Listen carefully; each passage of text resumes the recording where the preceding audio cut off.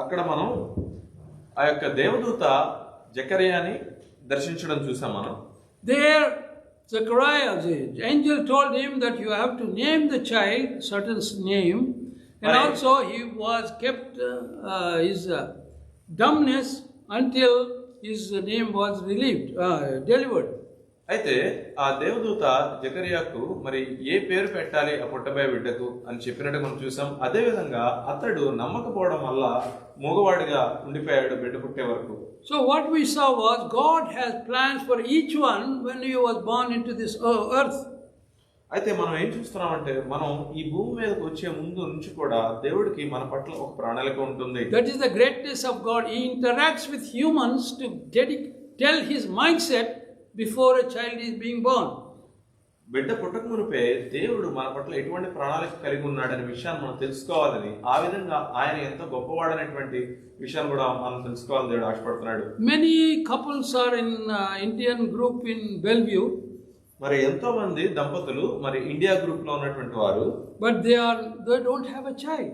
వాళ్ళకైతే మరి ఇంకా పిల్లలు కలిగి ఉండలేదు. They have to realize that God has a purpose for each one, and then they have to look to the Lord to have a child according to his will. మరి అయితే వాళ్ళైతే దేవుని వైపు చూడాలి, ఎందుకంటే దేవుని ప్రతి ఒక్కరి పట్ల ఒక ప్రణాళిక ఉంటుంది. మరి దేవుని యొక్క చిత్త ప్రకారమే మరి ఆయన బిడ్డలను ఇస్తారనే విషయం వాళ్ళు తెలుసుకుంటారు. Elizabeth and Zacharias were married for many years. అలాగే ఎలిజబెత్ మరియు జకరియా మరి వాళ్ళ వివాహం జరిగి ఎన్నో సంవత్సరాలు అయింది. They were of advanced age, no possibility of getting a child. మరి వాళ్ళు వృద్ధత్వంలో ఉన్నారు, మరి బిడ్డ పుట్టడం అనేది అసాధ్యమైన విషయం వాళ్ళకి. Yet God visited Zacharias to tell that he is going to have a baby through Elizabeth. అయినప్పటికీ కూడా మరి దేవుడు దేవదూత ద్వారా దర్శించి జకరియాకు ఎలిజబెత్కి మరి బిడ్డ పుడతాడనే విషయాన్ని చెప్పాడు. Zachariah did not believe. మరి జకరియా అయితే ముందుగా అయితే నమ్మలేదు. Humanly it is not a possible thing for an elderly man or old man to have a baby. మరి వాస్తవంగా మనం చూసినట్లయితే మరి మానవికంగా చూసినట్లయితే ఒక వృద్ధుడైనటువంటి వ్యక్తికి మరి వృద్ధులైన రాళ్ళకి బిడ్డ పుట్టడం అనేది చాలా అసాధ్యమైన విషయం. But when you are in the plan of God, మరి దేవుని ప్రణాళికలో you should not give up on the Lord's graces in our life. మరి దేవుడు చూపించే కృపని మరి నువ్వు వదులుకోవడానికి ఇష్టపడకూడదు. Many people give up. ఎంతో మంది మరి దాన్ని విడిచిపెట్టేస్తారు. We should be able to encourage them to look for the God's grace in the days to come. మరి మనమైతే వాళ్ళని ఆదరించాలి, ఎందుకంటే నువ్వు ఖచ్చితంగా దేవుని కృపని విడవకుండా ఆయన వైపే చూడాలని విషయం చెప్పాలి.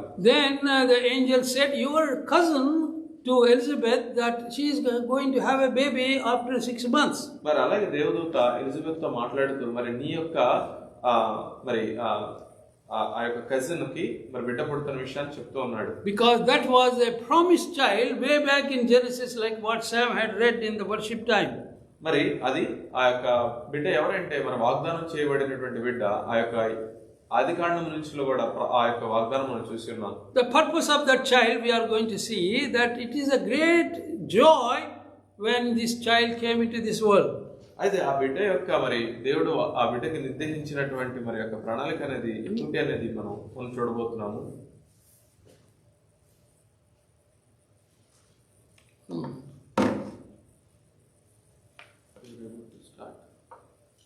It's on. It got disconnected. Okay. What's going on? So it is a promised child.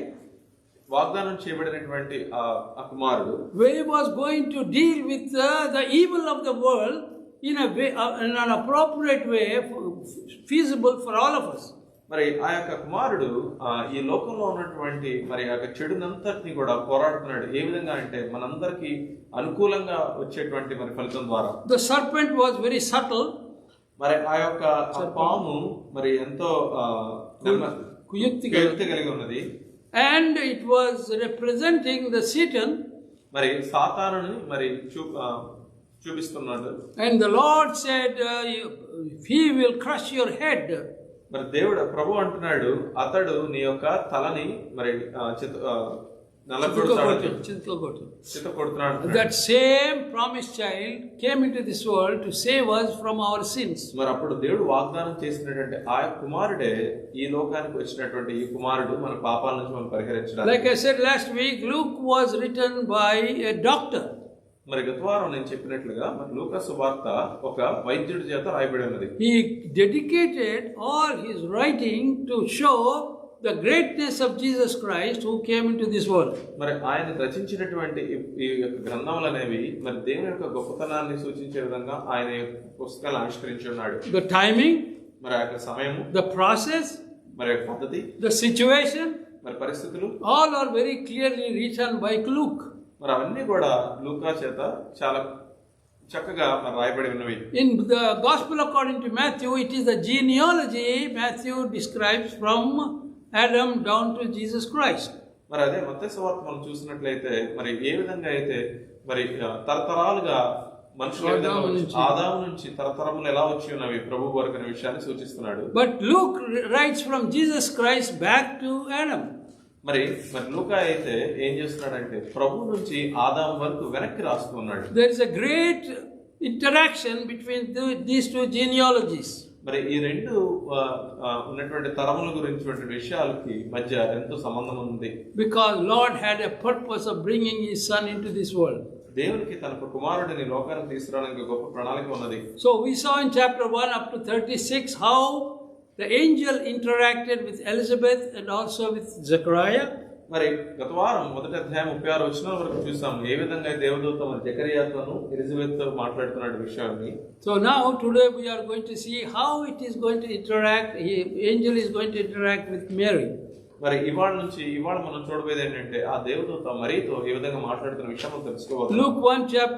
Luke chapter 1 verse 37. లూకా సువార్త 1:37. For with God nothing shall be impossible. దేవునితో ఏది అసాధ్యం కాదు. This is what we have to remember in our lives.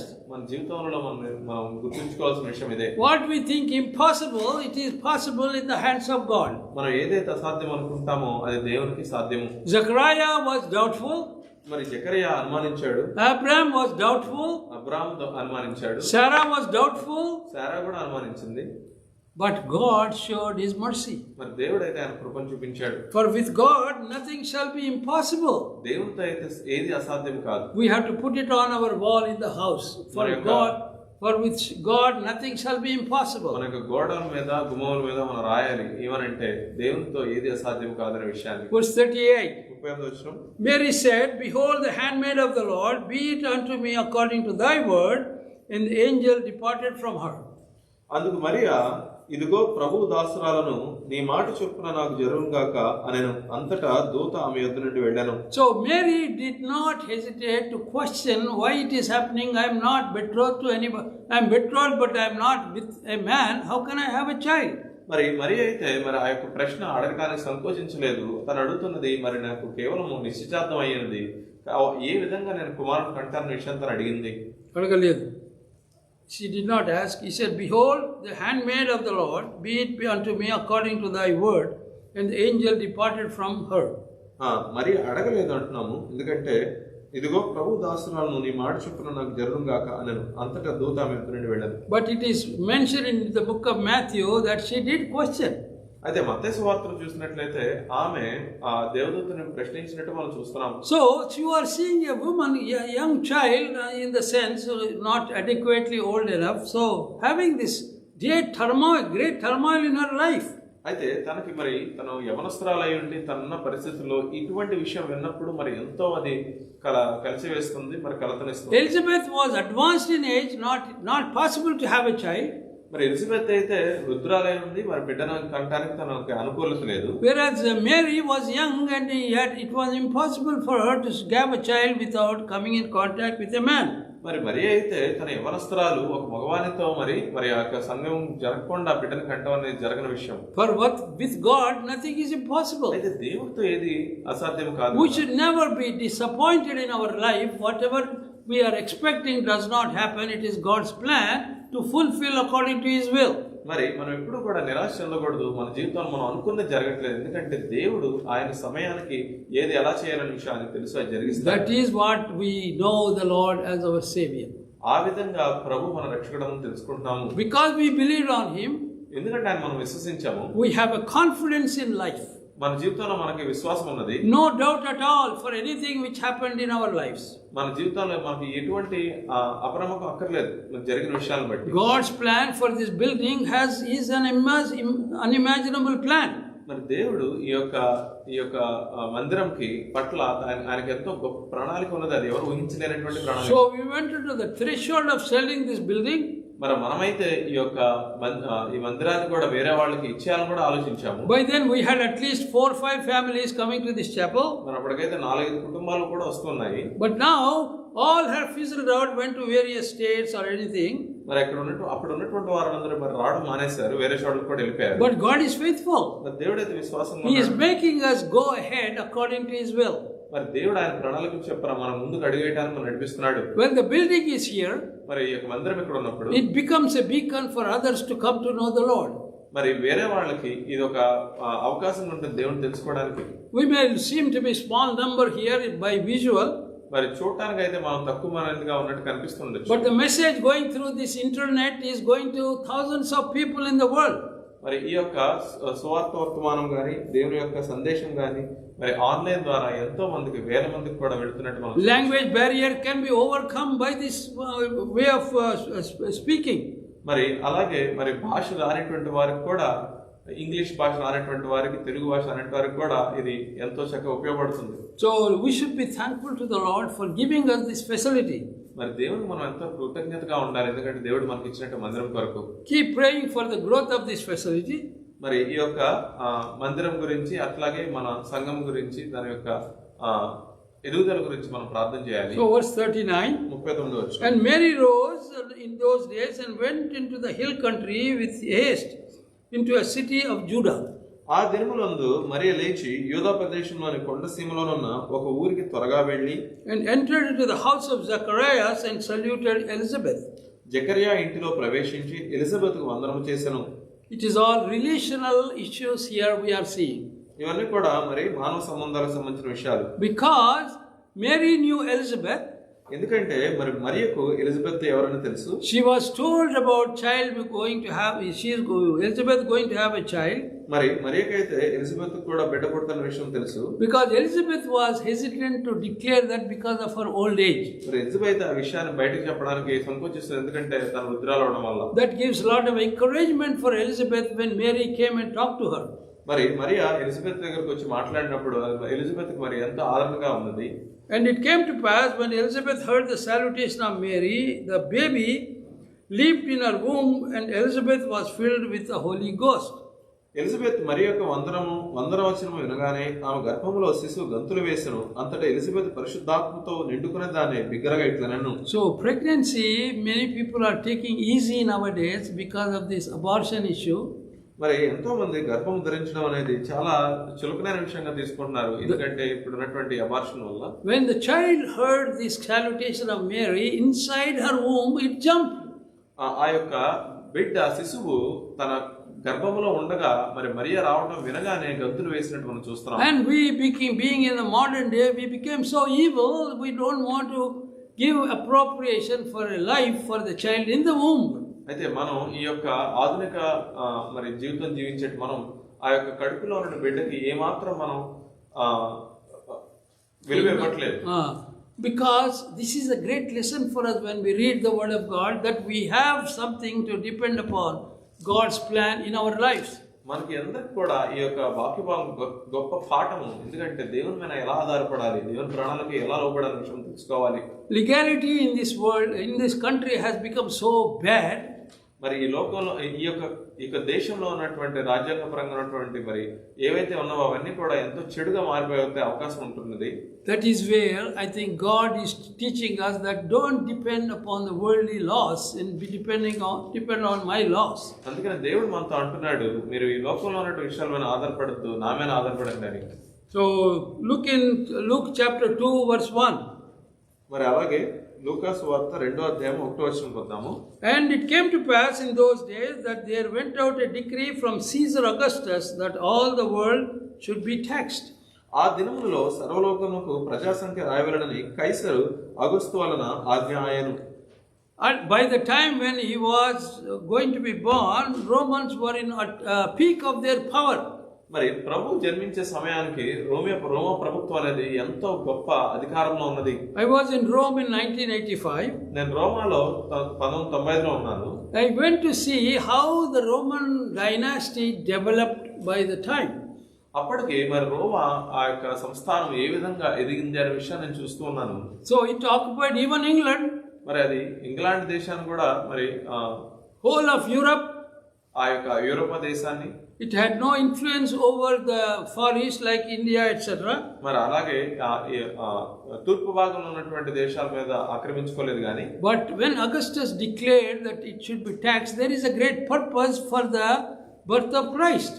మరి ఔగస్తు ఎప్పుడైతే తను ఈ యొక్క పన్ను కట్టాలని చెప్పి ఉన్నాడు, మరి దానికి ఎంతో ప్రాముఖ్యత ఉన్నది. ఎంతో కూడా మరి ప్రభు జన్మించే సమయానికి జరుగుతున్నటువంటి. If it was told that Caesar had not decreed the tax, all should be taxed, Lord would not have been there in Bethlehem according to the gospel, the prophecy of Micah, that he was to be born in Bethlehem. మరి Kaiser గనక పన్ను కట్టాలి అనేటువంటి విషయాన్ని గనక పెట్టుండకపోతే ప్రభు బెత్లెహేంలో జన్మించాలి అనేటువంటి విషయం మరి మీకా ద్వారా చెప్పిన ప్రవచనం జరిగి ఉండటానికి అవకాశం ఉండే కాకపోవచ్చు. So Lord's plan is impeccable. మరి దేవుని యొక్క ప్రణాళిక అనేది చాలా గొప్పది. His birth was prophesied many thousands of years ago. మరి ఆయన యొక్క జన్మం అనేది మరి వేల సంవత్సరాల క్రితమే చెప్పబడి ఉన్నది. Place of his birth was prophesied many thousands of years ago. Hundreds of years. ఆయన యొక్క జన్మ యొక్క సమయం అనేది వందల సంవత్సరాల క్రితమే చెప్పబడి ఉన్నది. So what we have to see is God's plan is perfect. Before the foundation of the world, He has made all plans for us. మరి దేవుని యొక్క ప్రణాళిక ఎంత గొప్పదంటే ఈ భూపనాది వేయకమునిపై ఆ ప్రణాళిక రచించబడి ఉన్నవి. అవన్నీ మన కొరకే అనే విషయాన్ని కూడా మనం Timing of tax was to make the child to be born in Bethlehem. మరి యొక్క పన్ను విధించడం అనేటువంటి ఆ సమయము ఆ యొక్క బిడ్డ బెత్లెహేంలో జన్మించడానికి ఎంతో ఉపయోగపడింది. And this taxing was first made when Cyrenius was governor of Syria. ఇది సిరియా దేశంలో అధిపతి ఉన్నప్పుడు జరిగిన మొదటి ప్రజా సంఖ్య. And all went to be taxed, everyone into his own city. అందరూ ఆ సంఖ్యలో రాయబడుటకు తమ పట్టణంలోకి వెళ్ళిరి. So it happened that Joseph belonged to certain city in Galilee. మరి మన ఇక్కడ ఏమైందంటే యోసేపు ఆ గలీలా ప్రాంతంలో ఉన్నటువంటి ఒక పట్టణానికి చెందినవాడే ఉన్నాడు. Because it is out of Nazareth in Judea. మరి అది నజరేతులో మరి యూదయ బయట ఉన్నటువంటి నజరేతులో ఉన్నది. Into the city of David called Bethlehem. మరి దావీదు పట్టణంగా పిలువబడినటువంటి బెత్లెహేం అనే నగరం. So there is a lineage. We have to see how this child had to go to Bethlehem according to the prophecy of Micah. మనం ఏం చూడాలంటే ఏ విధంగా ఈ శిశువు ఆ బెత్లెహేం పట్టణానికి వెళ్ళాడు, అక్కడ పుట్టాడు, ఆ యొక్క మీకా ప్రవచనం ద్వారా ఎలా జరిగిన విషయాలను గమనించాలి. He was conceived by the power of the Holy Spirit. మరి పరిశుద్ధాత్మ వలన అతను ఆయన గర్భంలోకి ప్రవేశించాడు. But his birth was very humble in a manger. అయితే ఆయన పశువుల పాకలో మరి జన్మించినట్టుగా మనం చూస్తాం. It is because Lord's way of showing that his child came from the heavens from him, but he still has a humble beginning in the world. అయితే అది మనకి ఏం సూచిస్తుందంటే తన కుమారుడు పరలోకం నుంచి ఈ లోకానికి వచ్చాడు, కానీ ఈ లోకంలో ఆయన జన్మించిన ప్రాంతం అనేది కేవలం ఒక పశువుల పాకగా ఉన్నదనే విషయం. But when he came into this world, అయితే ఆయన ఈ లోకానికి వచ్చినప్పుడు it was mentioned by the angels. మరి ఆయన దేవదూతల విషయాన్ని ప్రకటించారు. And went to the shepherds. మరి ఆ యొక్క కాపరుల దగ్గర వెళ్ళారు. And there were many in the country, shepherd verse 8, abiding in the field, keeping watch over their flock by night. ఆ దేశంలో కొందరు గొర్రెల కాపరులు పొలంలో ఉండి రాత్రి వేళ తమ మందను కాచుకొని చుండగా, and lo, the angel of the Lord came upon them, and the glory of the Lord shone round about them, and they were sore afraid. ప్రభు దూత వారి యొద్దకు వచ్చి నిలిచెను, ప్రభు మహిమ వారి చుట్టూ ప్రకాశించినందున వారు మిక్కిలి భయపడిరి. This was before internet. మరి ఇది ఎప్పుడు జరిగిందంటే ఈ ఇంటర్నెట్ యుగం ముందు. Before any press was there. మరి ఈ యొక్క టీవీ ఛానళ్ళు లేని సమయంలో. So Lord made it a point to let the humble of the humblest to know his birth. అయితే మరి దేవుడు తను ఏం చేశాడంటే అప్పుడు ఉన్నటువంటి మరి అతి చిన్న ఉన్నవారు కూడా ఈ విషయాన్ని తెలియాలని అనుకున్నాడు. And what does the angel say?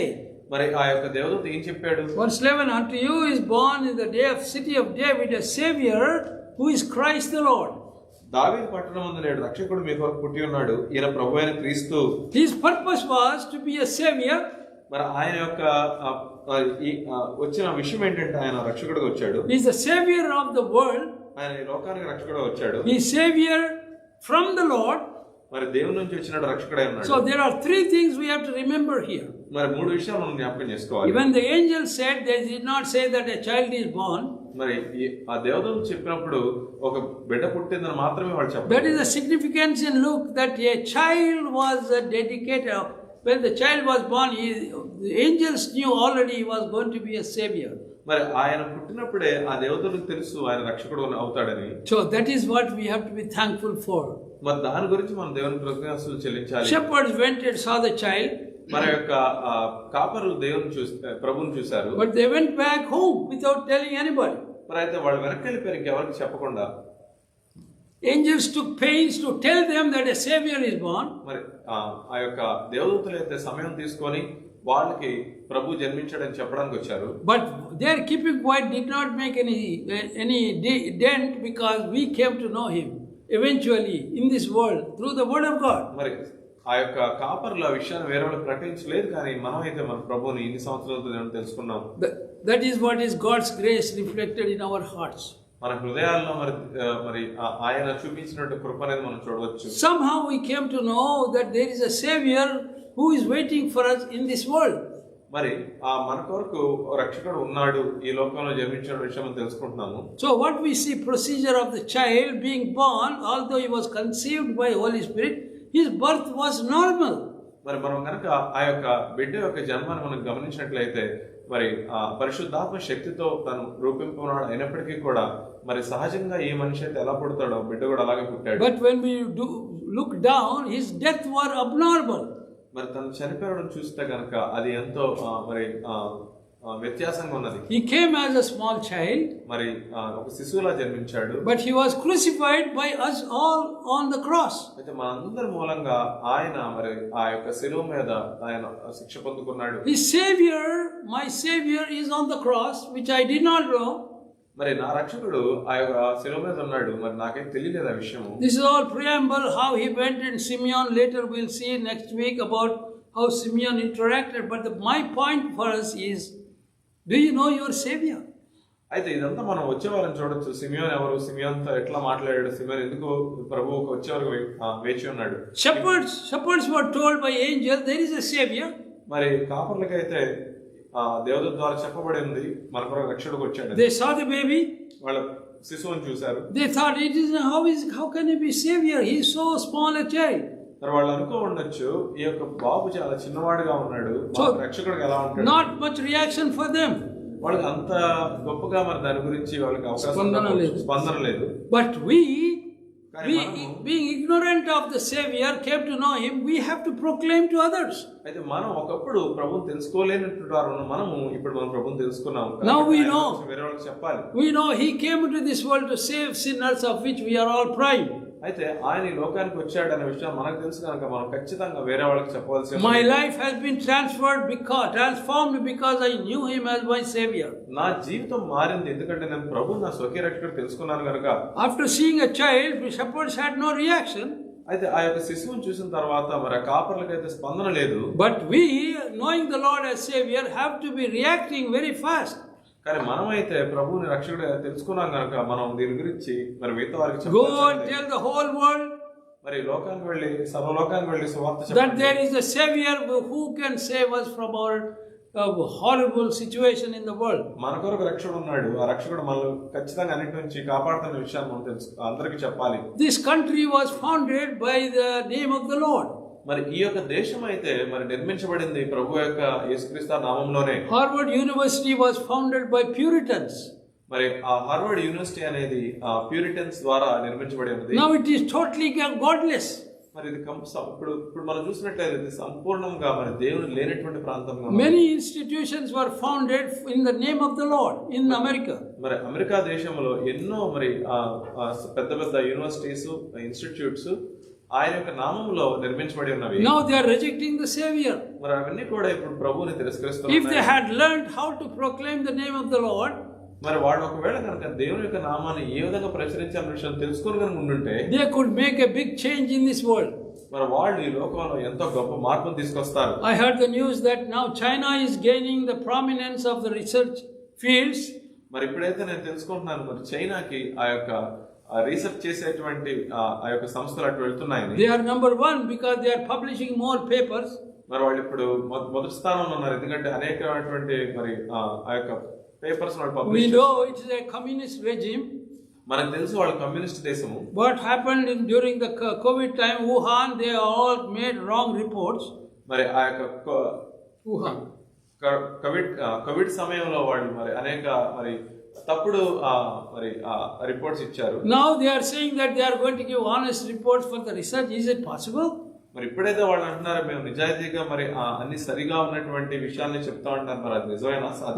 These universities are founded in the name of the Lord. మరి ఇక్కడ ఉన్నటువంటి యూనివర్సిటీస్ అన్ని కూడా ప్రభు యొక్క నామములో మరి నిర్మించబడి ఉన్నవి. The world is going after communist regimes honesty of the universities. మరి ఈ యొక్క లోకం అయితే మరి కమ్యూనిస్ట్ నిర్మించబడిన ఆ దేశాలలో ఆ యూనివర్సిటీస్ వరకుండా మరి పరిగెడుతుంది. We have to pray for this country to turn around to know the Lord as Savior. మన యొక్క దేశం గురించి ప్రార్థన చేయాలి ఎందుకంటే ఈ దేశం ప్రభువుని తెలుసుకోవాలి. They have totally gone away from the Lord. వీళ్ళు సంపూర్ణంగా ప్రభు నుంచి తొలగిపోయారు. But it is the plan of the Satan to divert everybody from the name of the world, Lord. మరి యొక్క సాతాను యొక్క ప్రణాళిక కూడా అదే విధంగా ఉన్నది. ప్రతి ఒక్కరు కూడా ప్రభు నామాన్ని నుంచి వెనక్కి తీయాలనే విషయంలో ఉంది. When the angels told the shepherds there is a savior, they should have had a good reaction for them to proclaim wherever they went.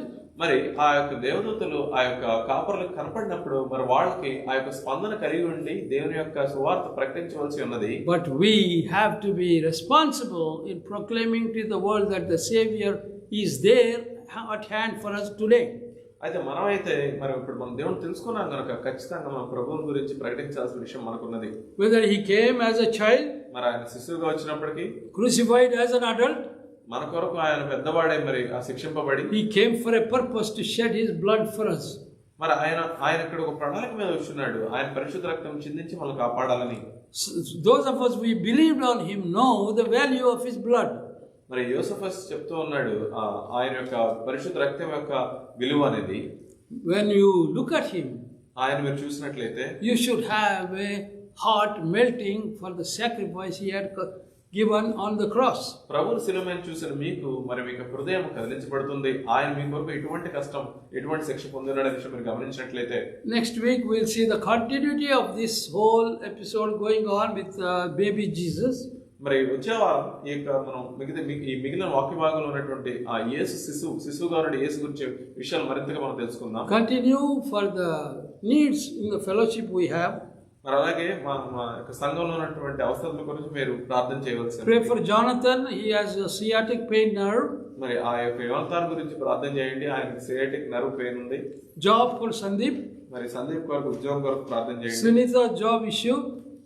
సునీతకి మరి అఫీషియల్ రిపోర్ట్ రావడం స్టేటస్ రావడం కొరకు. Pray for Roy and Peggy. మరి Roy Peggy గురించి ప్రార్థన చేయండి. They may leave us very soon, go to a warmer country, I don't know where it is. మరి వాళ్ళు మనం వదిలి వెళ్ళి వేరే ప్రాంతానికి వెళ్ళాలని ఆశపడుతున్నారు. మరి ఎక్కడ నాకు తెలియదు. Wherever they are, God will be with them. మరి వాళ్ళు ఎక్కడ ఉన్నప్పటికీ కూడా దేవుడు వాళ్ళతో ఉండాలని ప్రార్థన చేద్దాం. Pray for the children to be a testimony for the Lord when they grow up. అలాగే యొక్క బిడ్డల గురించి ప్రార్థన చేయండి. మరి పెద్ద అయిన తర్వాత దేవునికి సాక్షి బిడ్డలుగా వాళ్ళిద్దరు ఉండాలని. Pray for all of us. మన అందరి కోసం ప్రార్థన చేయండి. Let's pray. మనం ప్రార్థన చేసుకుందాం. Loving and heavenly Father, wonder working God, we want to thank you, praise your name for the word you gave us, O Lord. Even angels came and told shepherds that a Savior is born. What an amazing message it is. O Lord, it's nowadays that message is not going proclaimed in the whole world. O Lord, have mercy upon the world. Be with us, O Lord, use us for your glory. Thank you for each one who came today. We pray for others who could not make. Be with them, guide them. We ask all these things in the name of our Lord and Savior, Jesus Christ. Amen. Amen. Now, love of the Father, grace of the Lord Jesus Christ, and the fellowship of the Holy Spirit be with us all now and forever. Amen. Amen. You are dismissed. Are you dismissed? Yes.